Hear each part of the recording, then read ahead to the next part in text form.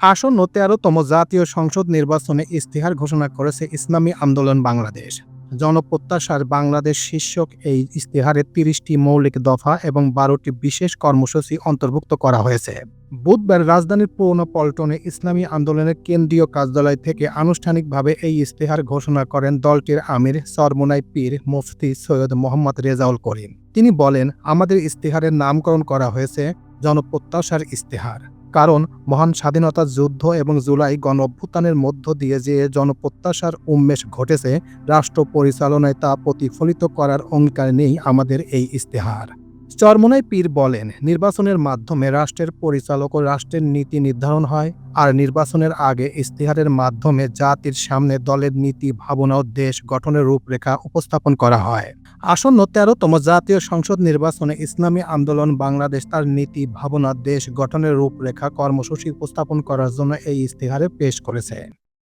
৩০ দফা মৌলিক ইশতেহার। দেশের স্থায়ী শান্তি ও মানবতার সার্বিক মুক্তির লক্ষ্যে রাজনীতিতে গুণগত পরিবর্তন, দুর্নীতি, দুঃশাসন, সন্ত্রাস, চাঁদাবাজি, দখলবাজি ও মাদকমুক্ত কল্যাণ রাষ্ট্র প্রতিষ্ঠা, সাম্য, মানবিক মর্যাদা, সুশাসন, ন্যায় বিচার প্রতিষ্ঠা, রাষ্ট্র পরিচালনায় সর্বত্র শরিয়ার প্রাধান্য, কৃষি ও শিল্প বিপ্লব ঘটিয়ে বেকারত্ব, দারিদ্র্যমুক্ত, অর্থনৈতিকভাবে সমৃদ্ধ দেশ গঠন, নৈতিকতায় সমৃদ্ধ, কর্মমুখী ও বিজ্ঞানভিত্তিক শিক্ষা ব্যবস্থা, সর্বজনীন কর্মসংস্থান নিশ্চিতকরণ, পর্যায়ক্রমিক রাষ্ট্র সংস্কার, মহান মুক্তিযুদ্ধ ও জুলাই গণঅভ্যুত্থানের প্রত্যাশার প্রতি দায়বদ্ধতা, আর্থিক, সামরিক ও কূটনৈতিক সক্ষমতা বৃদ্ধি, নারী, শ্রমিক ও প্রান্তিক জনগোষ্ঠীর অধিকার সহ সকল জনগোষ্ঠীর মৌলিক ও মানবাধিকার সুরক্ষা, রাষ্ট্র, সমাজ ও অর্থনীতিতে বৈষম্য বিলোপ, সকলের জন্য সাশ্রয়ী উন্নত স্বাস্থ্য ব্যবস্থা, পরিবেশ দূষণ রোধ, দুর্যোগ ব্যবস্থাপনা ও জলবায়ু অভিঘাত মোকাবেলায় গুরুত্ব, ধর্মীয় স্বাধীনতা, নিরাপত্তা ও পারস্পরিক সহাবস্থান নিশ্চিতকরণ,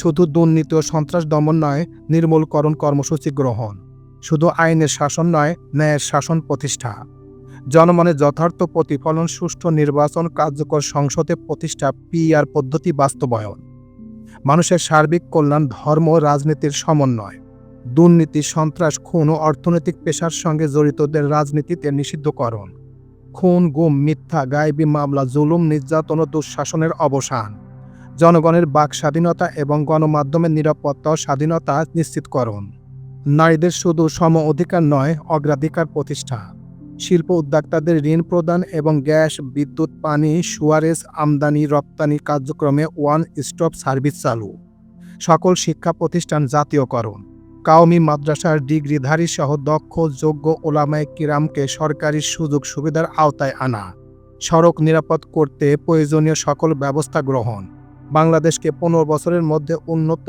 কল্যাণ রাষ্ট্রে পরিণত করা, শ্রমের মর্যাদা ও শ্রমিকদের ন্যায্য অধিকার প্রতিষ্ঠা, দ্রব্যমূল্যের ঊর্ধ্বগতি রোধের সকল সিন্ডিকেট ভেঙে দেওয়া।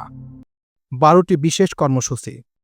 হতদরিদ্র ঝুঁকিপূর্ণ জনগোষ্ঠীর জন্য প্রতি মাসে ৫,০০০ টাকা নগদ সহায়তা, প্রাথমিক স্তরের সকল শিক্ষার্থীর জন্য প্রতিদিন একবেলা পুষ্টিকর খাবার, ১৮ থেকে ২৪ বছর বয়সী যুবকদের জন্য সুদমুক্ত জামানতবিহীন এককালীন ঋণ, সার্বজনীন স্বাস্থ্য সুরক্ষা কর্মসূচি বা স্বাস্থ্য কার্ড চালু, ভর্তুকিমূলক কৃষি উপকরণ সরবরাহ এবং কৃষি কার্ড প্রবর্তন, ন্যাশনাল জব পোর্টাল যেখানে দেশে বিদেশে চাকরির খোঁজার পরামর্শ প্রশিক্ষণের সুবিধা থাকবে, কর্মজীবী মায়েদের জন্য প্রয়োজনীয় সংখ্যক দিবা যত্ন কেন্দ্র স্থাপন, ঢাকা সহ সকল নগরে সরকার নিয়ন্ত্রিত ও ফ্র্যাঞ্চাইজ ভিত্তিক বাস ব্যবস্থাপনা, সেবা কেন্দ্রিক কর ব্যবস্থা চালু, সকলের জন্য নির্বিঘ্নে নাগরিক সেবা নিশ্চিতকরণ, নারী পোশাক শ্রমিকদের জন্য আবাসনের ব্যবস্থা, দ্রব্যমূল্য নিয়ন্ত্রণের অবৈধ সিন্ডিকেট ভেঙে দেওয়া, কাওমি সনদের স্বীকৃতির পূর্ণ বাস্তবায়ন এবং রাষ্ট্রীয় পদে ওলামায়ে কেরামের পদায়ন। তো এই ছিল মোটামুটি আমাদের আজকের প্রতিবেদন। আমাদের এই প্রতিবেদন আপনাদের কাছে কেমন লাগলো? যদি ভালো লেগে থাকে তাহলে অবশ্যই লাইক, কমেন্ট, শেয়ার করবেন। আর যারা এখন পর্যন্ত এই চ্যানেলটি সাবস্ক্রাইব করেন নাই তারা অবশ্যই এই চ্যানেলটি সাবস্ক্রাইব করবেন। তো সবাইকে ধন্যবাদ জানিয়ে এখানেই শেষ করছি। আল্লাহ হাফেজ।